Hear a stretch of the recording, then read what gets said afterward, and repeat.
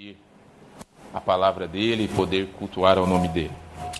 Vamos ler a palavra de Deus, irmãos, que está registrada no livro de Apocalipse, capítulo de número 3 e versículo de número 7. Apocalipse número 3, versículo de número 7.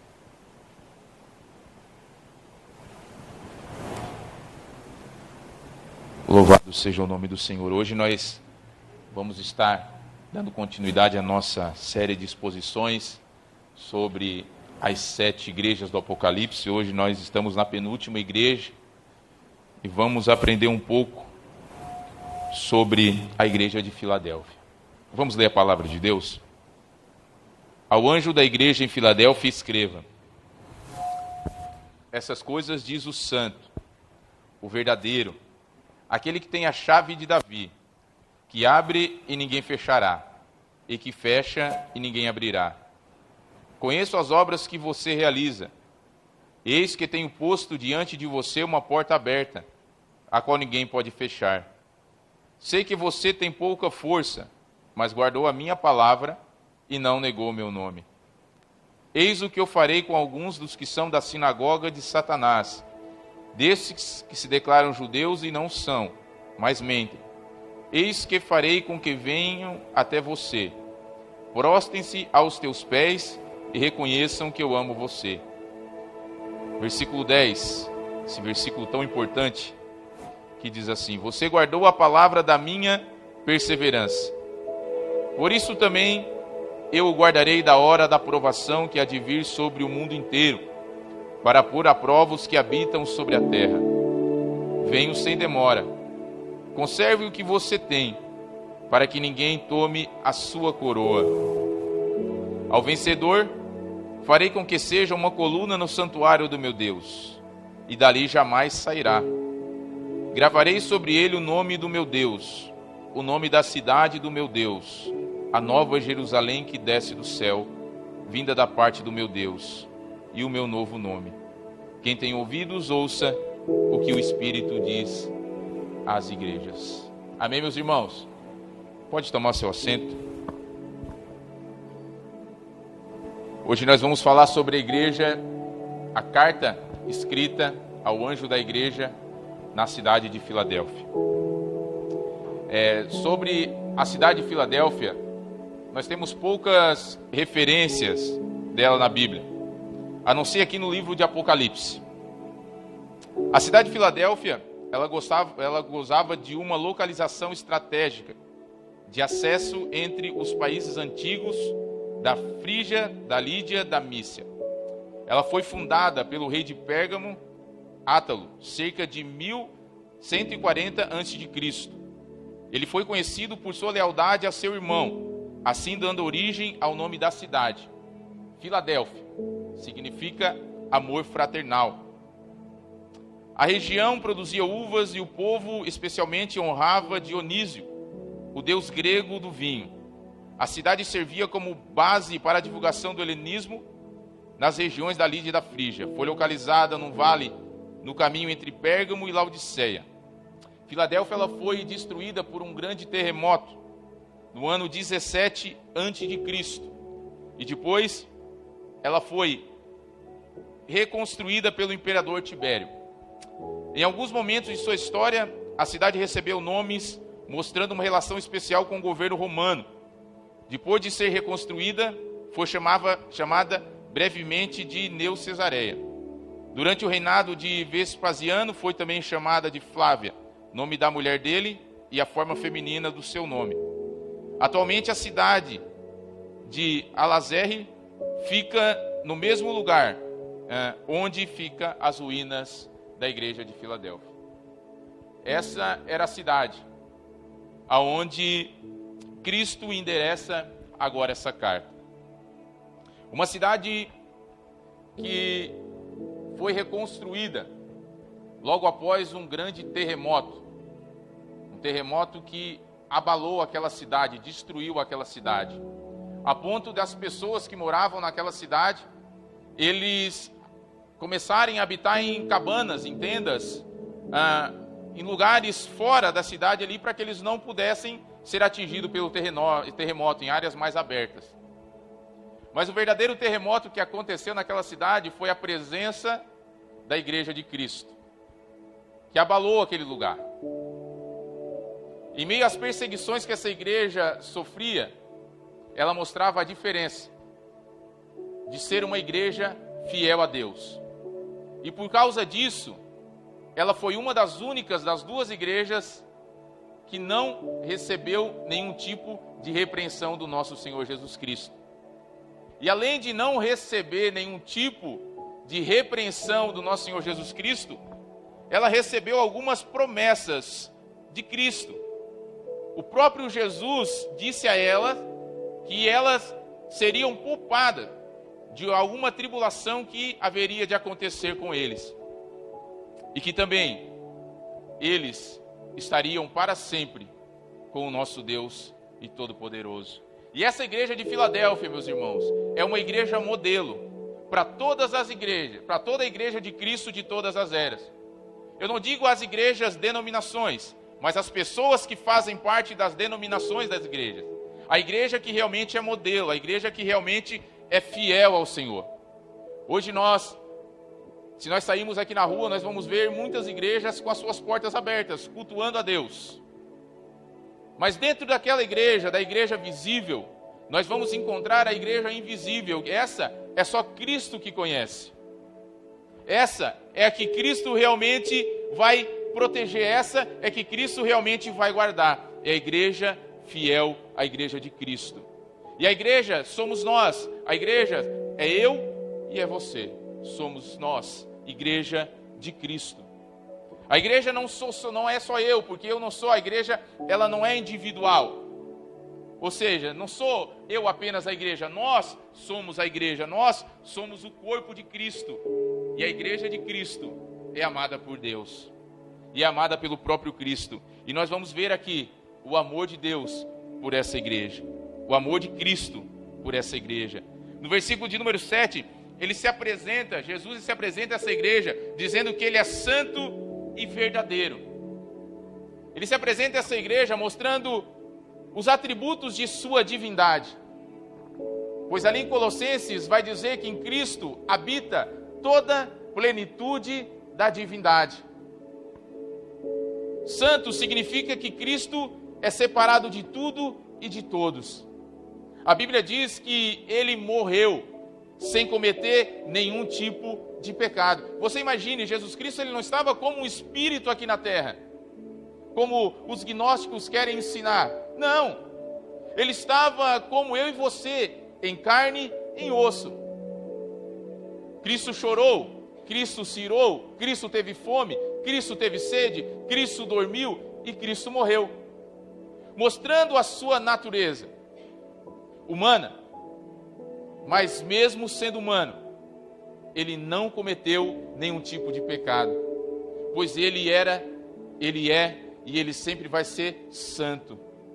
E santo é o mesmo atributo dado a Deus, Deus Pai, santo e verdadeiro. Nele não habita nenhum tipo de engano, e ele é o único que pode trazer esperança à igreja de Cristo. E aí ele vai continuar nos dizendo que ele tem a chave de Davi. O que ele abre, ninguém fechará, e o que ele fecha, ninguém abrirá. Quando a Bíblia ela fala algumas vezes de chave, vai falar sobre, isso é uma linguagem figurada, vai falar sobre autoridade. E quando Cristo ele fala sobre a chave de Davi, ele faz uma citação do Antigo Testamento, que está registrado em Isaías, capítulo de número 22 e versículo de número 22, se eu não me engano, onde Deus faz uma promessa a Eliaquim, que ele seria o administrador do reino, da casa de Davi, ou seja, ele teria a chave da casa de Davi. E esse homem que foi administrador no tempo do rei Ezequias, ele se tornou mordomo da casa do rei e ele administrava o reino junto com o rei. Então ele tinha autoridade sobre o reino. E Jesus ele está nos dizendo aqui, por ele ser santo, por ele ser verdadeiro, por ele ser o Filho de Deus, ele tem a chave de Davi. Nós vamos ver também, quando a chave como sinal de autoridade, símbolo de autoridade, melhor dizendo, quando Cristo vem a Pedro e disse: Pedro, eu te darei a chave do reino dos céus. Aquilo que tu ligares na terra será ligado no céu. Aquilo que você desligar no céu será desligado na terra. Também nós vamos ver no próprio livro de Apocalipse, o Senhor Jesus dizendo, capítulo 1 e versículo de número 18, dizendo que Ele tem a chave da porta do inferno e da morte nas suas mãos. Jesus, Ele tem o poder sobre o mundo dos mortos, sobre a sepultura e sobre a morte. Quando a Bíblia diz que as portas do inferno não prevalecerão contra a igreja ou contra a pedra, aqui não está dizendo que as portas do inferno, ou seja, seria o diabo, seriam os demônios, porque isso não existe, isso é mito. O diabo não está no inferno, nunca esteve, ele estará quando ele ser lançado lá no lago de fogo. Nós vamos ver quase no final do livro de Apocalipse. Hoje ele não está. E quando ele diz que as portas do inferno não prevalecerão contra a igreja, ou contra ele mesmo também o próprio Cristo, como não prevaleceu, significa que ele tem autoridade de ressuscitar os mortos. Significa que ele tem autoridade com a sua voz, com o seu poder, de levantar aqueles que estão nos sepulcros. E ele tem a chave, ele tem o poder. E aqui ele está mostrando a sua autoridade. Aqui ele está mostrando como ele é o Rei dos Reis, o Senhor dos Senhores, aquele que virá triunfante em glória na sua segunda vinda a essa terra, com poder, com glória, com a sua majestade, como ele já tem, como ele sempre teve. Ele tem autoridade. E ele nos diz aqui que aquilo que ele abre, ninguém fecha. A porta que Cristo abre, ninguém tem a capacidade de fechar. Aquilo que ele determina que vai acontecer, meus irmãos, pode chorar, pode o diabo não querer, pode você não aceitar, ninguém pode fechar. Jesus, quando ele quer anunciar o evangelho, que alguém anuncie o evangelho, que o evangelho seja anunciado em algum lugar, quando ele abre a porta, nem que for no Irã, no Iraque, em qualquer lugar, se ele abrir a porta naquele lugar para o evangelho ser pregado, ninguém pode fechar. Pode vir ditador, pode vir aí presidente tirano, pode vir aí sinagoga de Satanás, pode tentar, não pode fechar, porque se ele abriu, só ele pode fechar. Mas também tem o outro lado. A porta que ele fecha, ninguém pode abrir. Ele tem o poder de endurecer o coração de quem ele quer. Ele tem o poder de tirar a vida de quem ele quer. Ele tem o poder de fechar a porta para o evangelho não ser pregado em tais lugares. Ele tem poder. Porque aquilo que ele faz, ninguém pode desfazer. E hoje ele tem uma porta aberta, que somente ele e o Pai podem fechar. E qual é essa porta? É a porta da graça. A porta da graça hoje está aberta. A porta da graça, da salvação está aberta àqueles que creem. A porta da graça, a porta da salvação está aberta àqueles que vão crer no evangelho. O evangelho está sendo anunciado. Muitas pessoas estão aceitando, estão entrando por essa porta. Mas muitas pessoas estão rejeitando. Mas quando essa porta for fechada, ninguém mais pode abri-la. Quando a porta da graça ser fechada, quando Cristo voltar, vai ser como nos dias de Noé. A Bíblia diz que entrou os animais puros e impuros, macho e fêmea, de 2 em 2. E entrou Noé e sua família. E a Bíblia diz que a porta que Deus, nem foi Noé, foi Deus que fechou a porta. E depois que fechou a porta, veio o dilúvio. Ninguém mais pôde ser salvo. Por mais que quisessem entrar, por mais que batessem na porta, não adianta. O Senhor Jesus vai dizer, perguntaram ao Senhor Jesus, Senhor, muitos podem ser salvos?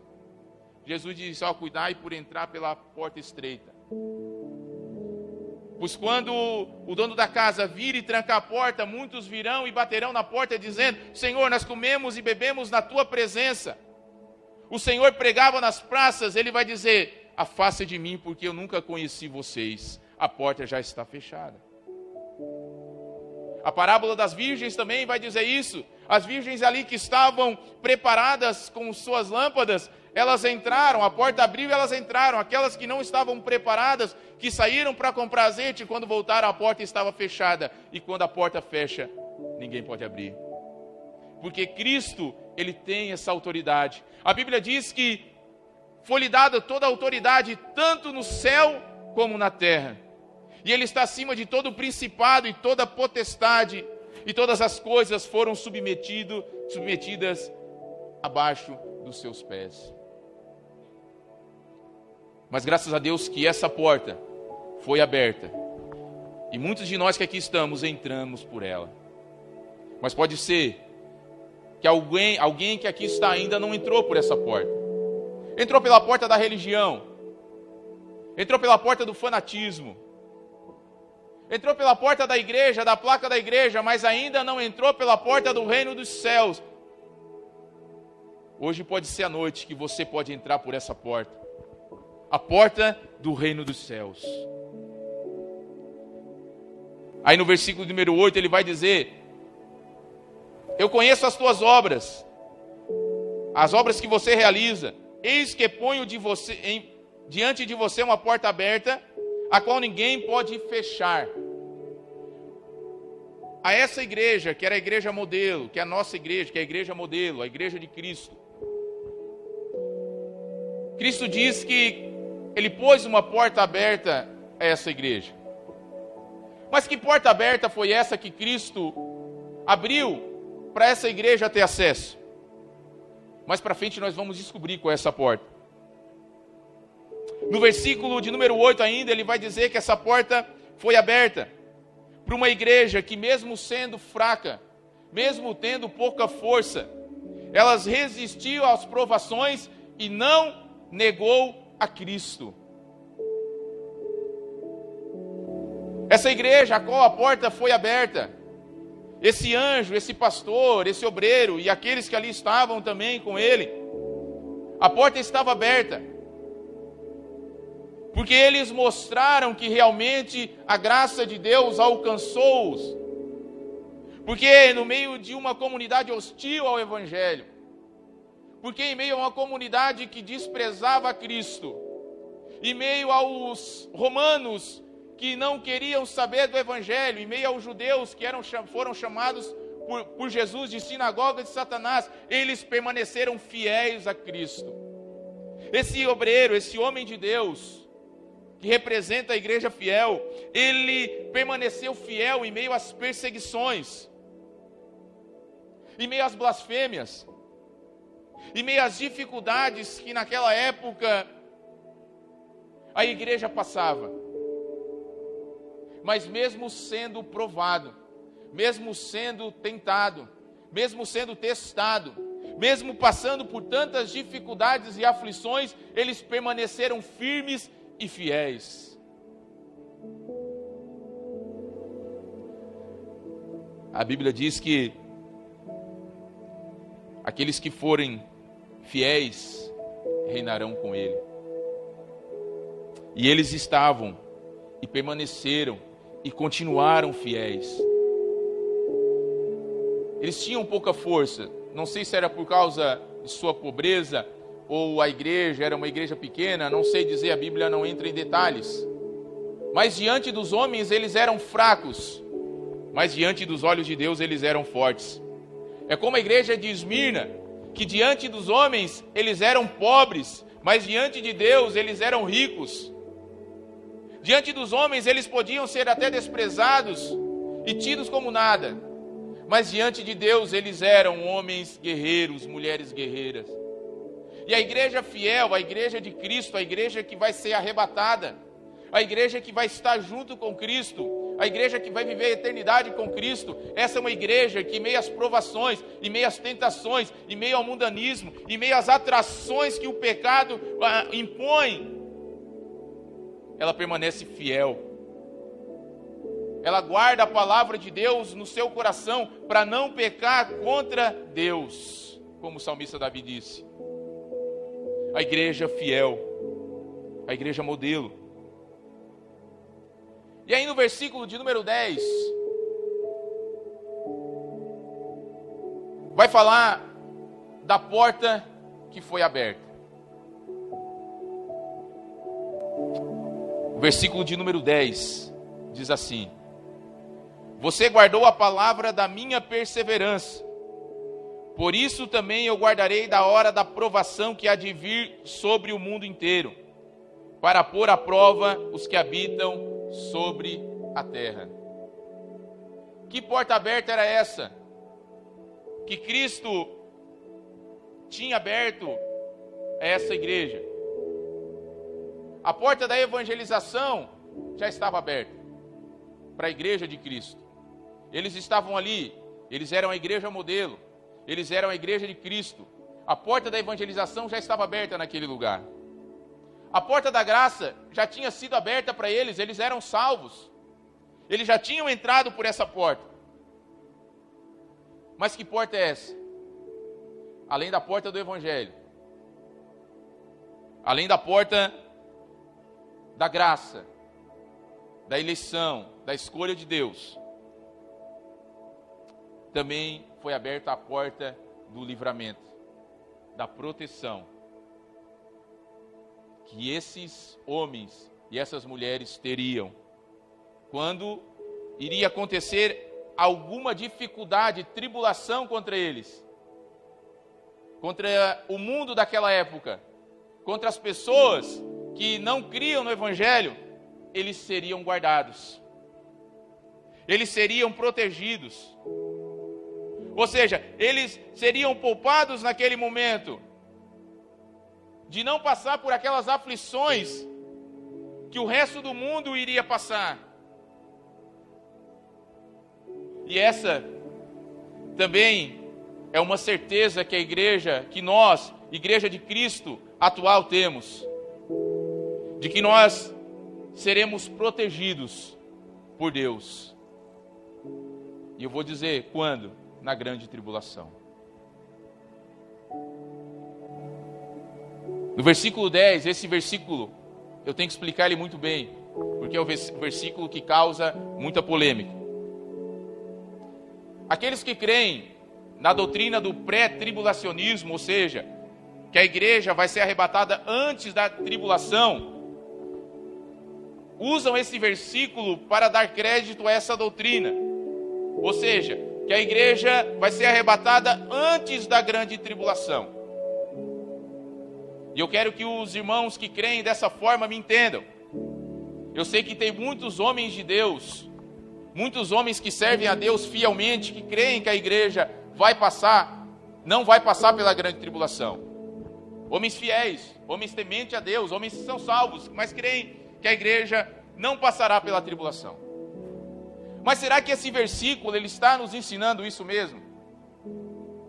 Será que esse versículo está nos ensinando que a igreja ela não vai passar pela grande tribulação? Não, esse versículo não está ensinando isso. E eu vou mostrar pelo próprio texto que isso não ensina, que a igreja será arrebatada antes da grande tribulação. Ele vai dizer assim, porque você guardou a palavra da minha perseverança, por isso também eu guardarei da hora da provação que há de vir sobre o mundo inteiro. Preste atenção aqui, ele disse que ia guardar.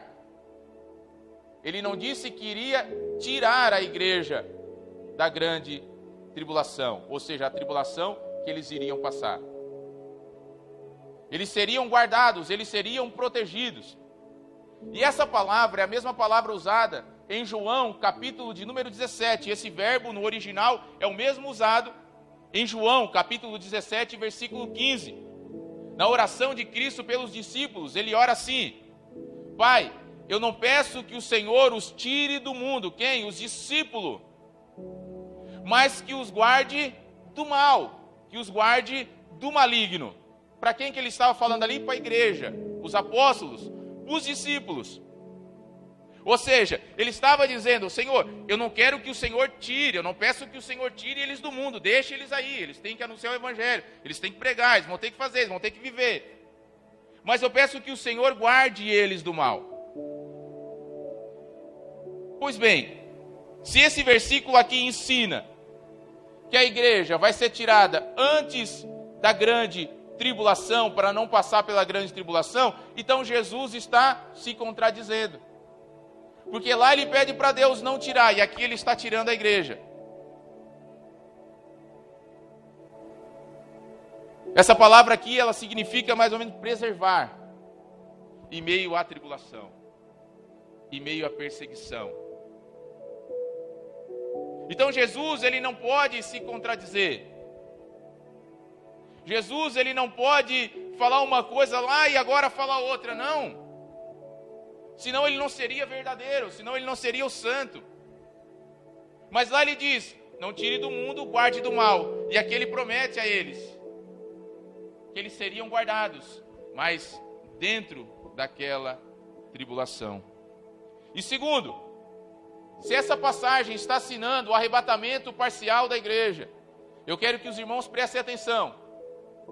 Se essa passagem está ensinando o arrebatamento parcial da igreja, esse versículo, então quer dizer que a igreja já foi arrebatada. Por quê? Porque ele está falando para alguém literalmente.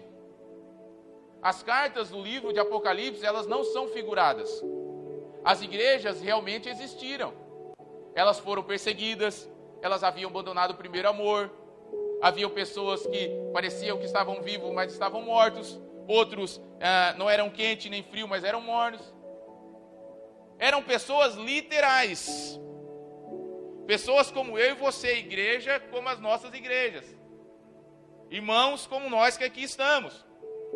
Então, se Cristo está dizendo aqui, literalmente, que eles seriam arrebatados nessa tribulação, que eles iriam enfrentar, então Cristo já arrebatou a igreja e nós estamos fazendo o que aqui? Esperando o terceiro arrebatamento?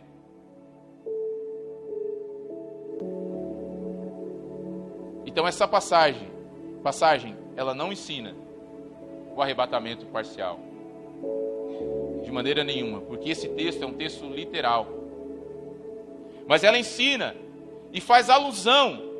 O que é uma alusão? Ela está indicando o que pode acontecer com os servos do Senhor quando vir a grande tribulação. Isso sim pode ser uma alusão. Ou seja, a Bíblia diz que o anticristo, que a igreja não, que Cristo não virá antes que se manifeste o anticristo. Tessalonicenses, capítulo de número 2, 2 Tessalonicenses. É necessário que ele se manifeste para que Cristo venha. E a igreja será perseguida pelo anticristo, mas a ira de Deus não cairá sobre o povo de Deus. Assim como essa igreja foi poupada, assim também a igreja de Deus, os servos de Deus, serão poupados da ira que cairá sobre o mundo ímpio. Ali no livro de Apocalipse vai dizer que Deus selou os seus, para que a ira dele não caísse sobre eles, mas eles estariam ali. Nos dá a entender? A ira de Deus não cai sobre a igreja, porque a igreja é uma igreja amada, porque a igreja é uma igreja eleita, porque a igreja são servos escolhidos de Deus. Então, a igreja, de maneira nenhuma, ela vai receber a ira de Deus, porque a Bíblia diz que nenhuma condenação há para os que estão em Cristo Jesus, mesmo que passe pela tribulação. A ira de Deus cairá sobre quem? Sobre aqueles que são desobedientes ao Evangelho. Mas a igreja de Deus não sofrerá a punição da ira de Deus. E eu dou um exemplo lá do Antigo Testamento. Quando os hebreus estavam no Egito, no Antigo Egito, as 9 pragas, as 10 pragas, elas caíram sobre quem? Sobre os hebreus? Não. As 9 pragas, elas caíram sobre o povo Egito. Que grande tribulação que foi aquela, hein?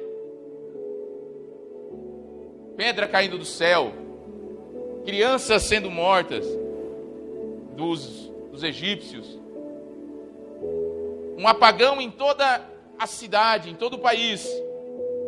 Mas só que a cidade onde estavam os hebreus não acontecia nada.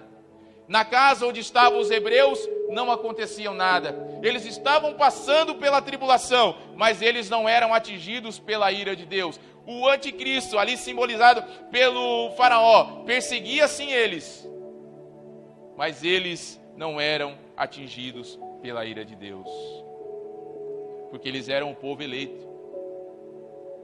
E Noé também é um grande exemplo. Ele entrou na arca. Noé não saiu fora não foi arrebatado. Noé não foi para o céu. Noé permaneceu no dilúvio. O dilúvio estava caindo e Noé estava dentro da arca. Ele estava protegido, mas ele passou pelo dilúvio. Passou, mas passou protegido. Então a igreja de Deus, não há uma promessa literal para nós. Nós não vamos ver algo literal, um versículo, o apóstolo Paulo, o apóstolo Pedro dizendo que a igreja não passará pela tribulação. Nós não vemos isso. Essa é uma doutrina de mais ou menos uns 200 anos, 2 séculos e alguns poucos. E Charles Rhodes, ele vai dizer: se a doutrina é nova, ela não pode ser bíblica.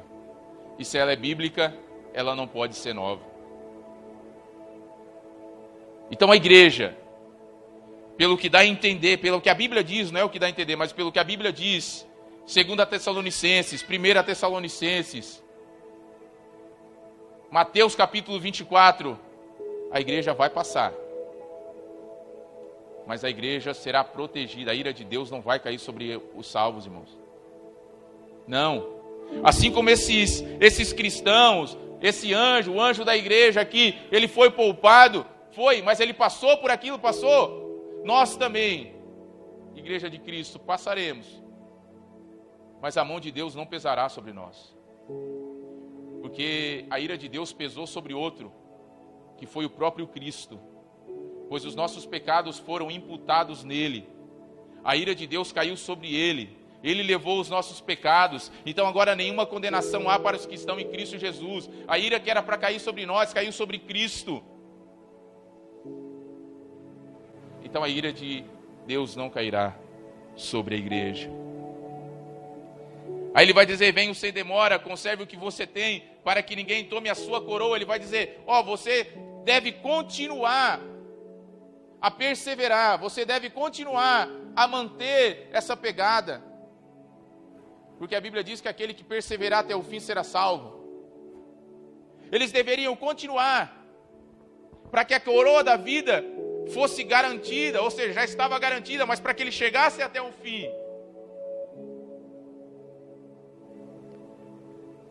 E aí no versículo de número 8, ele vai dizer assim, eis o que eu farei com alguns dos que são da sinagoga de Satanás, desses que se declaram judeus e não são, mas mentem. Eis que eu farei com que venham até você, prostre a seus pés e reconheçam que eu amo você. Essa aqui também nos dá a entender que os judeus, eles também viriam e perceberiam nos cristãos de Filadélfia algo diferente. A Bíblia diz que Cristo faria com alguns da sinagoga de Satanás. Quem eram? Esses judeus que perseguiam os cristãos. Não que todas as sinagogas eram de Satanás, não é isso. Mas é que esses perseguiam os cristãos. A Bíblia vai dizer que não todos, mas alguns daquela sinagoga de Satanás, eles viriam até o anjo dessa igreja de Filadélfia e reconheceria que Cristo amava ele. Por quê? Porque eles viram algo de diferente ali. E isso dá a entender que no meio daquela grande tribulação estava caindo sobre aquelas pessoas, queria cair sobre eles. Eles perceberiam que aquela igreja não estava sofrendo, que aquele pastor não estava sofrendo, que aqueles membros não estavam sofrendo aquela ira, aquela perseguição. E aí eles reconheceriam, na verdade, que Cristo amava realmente eles. E quem sabe, a porta da graça que estava aberta, eles entraram por ela. Porque eles viram e não adoraram o pastor, não é isso. Mas eles vieram e se prostraram e reconheceram que Cristo amava a igreja. que Cristo amava os seus servos. E no versículo de número 12, ele vai dizer: ao vencedor farei com que seja uma coluna no santuário do meu Deus, e dali jamais sairá. Gravarei sobre ele o nome do meu Deus, o nome da cidade do meu Deus, a nova Jerusalém que desce do céu, vinda da parte do meu Deus, e o meu novo nome. Quem tem ouvidos, ouça o que o Espírito diz às igrejas. Ao vencedor, já foi explicado aqui nas outras exposições, os vencedores, aqueles que chegarem até o final da corrida, aqueles que combaterem o bom combate, aqueles que pelejarem até o fim. A Bíblia vai dizer que eles serão colunas no templo de Deus. Mas claro que aqui não é um templo literal, isso é uma linguagem figurada, que no céu não haverá templo, diz a Bíblia. O próprio templo é quem? É Deus e o seu Cordeiro.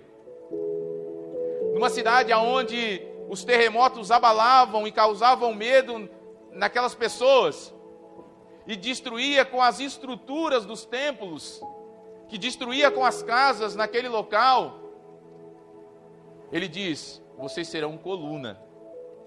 Não há terremoto que abale, não há nada que destrua, não há nada que ponha abaixo a graça que eu dei a vocês, a graça da vida eterna. Ele vai dizer que nunca mais sairão de lá. Essa é uma promessa, não é um dia, não é um mês, não é um ano, não é 2 anos, não é uma década, não é um século, não é um milênio, não, é de eternidade e eternidade. É para todos sempre. Estarão firmes com Cristo, aonde não haverá mais choro, aonde não haverá mais pranto, aonde não haverá mais dor, aonde não haverá mais lamentação, vai ser só glória, glória e glória de Deus. Ele gravará o nome de Deus, o nome da cidade de Deus e o próprio nome de Cristo. Não significa que nós vamos ser tatuados, não é isso. Mas é que nós somos posse dele. Nós estamos garantidos com ele. Nós somos de Cristo. A igreja fiel é a igreja de Cristo. E essa igreja terá o Cristo. Essa igreja terá o Pai. Essa igreja terá o Filho. E essa igreja habitará para sempre na cidade eterna, na nova Jerusalém. Numa terra que será restaurada, numa terra que será mudada, que será transformada, os crentes estarão morando, habitando e pertencendo a Cristo para toda a eternidade. A igreja de Filadélfia, como eu já falei no princípio, representa eu e representa você que já é salvo em Cristo Jesus. E é por isso que vale a pena nós perseverarmos. E é por isso que vale a pena nós continuarmos lutando e batalhando pela fé cristã. E é por isso que as dificuldades do dia a dia não podem te abalar e te afastar de Cristo. Nós não passamos nem a metade do que os irmãos aí fora passam. Os nossos problemas são problemas familiares, são problemas financeiros, são problemas de saúde. Nossos problemas não são perseguições, os nossos problemas não são pessoas sendo levadas ao martírio, não, nossos problemas não são esses aqui no Brasil. Então nós não temos desculpa para perseverar na fé. E há uma promessa para quem é fiel a Deus. A porta está aberta. Quem entrar por mim, entrará, sairá, será salvo e encontrará boa pastagem. Ele tem a porta aberta e ele é a própria porta das ovelhas. Tem muitas pessoas que passam na frente dessa porta e veem essa porta aberta e acham que isso é insignificante. Mas para quem entrou por essa porta, sabe que essa porta é uma porta que dá vida. É uma porta que mostra quem realmente é Deus. E é uma porta que realmente mostra o que realmente é uma vida abundante. Você já entrou por essa porta? Ou você apenas entrou pela porta da igreja? Ou você entrou pela porta da igreja, se batizou? Você é membro da igreja? Você entrou por ali, mas você ainda não entrou pela porta de Cristo, que é o próprio Cristo? Porque se você entrou pela porta das ovelhas, que é Cristo, a sua vida foi transformada radicalmente, como a vida desses homens e mulheres de Deus. Se você realmente foi alcançado pela graça e você entrou pela porta da graça, se você entrou por Cristo, por meio de Cristo, a sua vida foi transformada literalmente. Mas se você ainda continua amando o pecado, mas se você ainda continua amando os prazeres dessa vida, mas se o seu mundo ainda gira em torno de você e não gira em torno de Cristo, se você ainda continua pecando deliberadamente, você não entrou por essa porta, porque a Bíblia diz que quem entra por essa porta é nova criatura. As coisas velhas se passaram e tudo se fez novo. Como a borboleta que foi falado aqui, ela lagarta, agora é borboleta. É uma nova criatura, não volta a ser lagarta. Aqueles que entraram por essa porta, eles vivem em novidade de vida, eles guardam a palavra, eles perseveram, eles amam ao Senhor da glória. Se você ainda não entrou por essa porta, hoje é a noite de você crer no Evangelho. A Bíblia diz: arrependa-se e creia no Evangelho. Arrependa-se, mas eu já sou batizado, já faz anos. Mas se você não entrou pela porta, a porta da graça ainda está aberta. Hoje é noite de reconciliação com Deus. A porta é Ele. Ele levou os pecados e Ele abriu o acesso que leva a Deus. Eu sou o caminho, a verdade e a vida. Ninguém vai ao Pai se não for pela porta, se não for por mim. Você já entrou pela porta? Pense nisso. Ou você é apenas mais um crente nominal, um religioso? Pense nisso. Você já teve a sua vida transformada? Se você já teve a sua vida transformada, você pode ter essa certeza de que Cristo te guardará, de que Cristo assegura a você que você estará por toda a eternidade junto com Ele e junto com o Pai. Que maravilha, né? Se coloque de pé.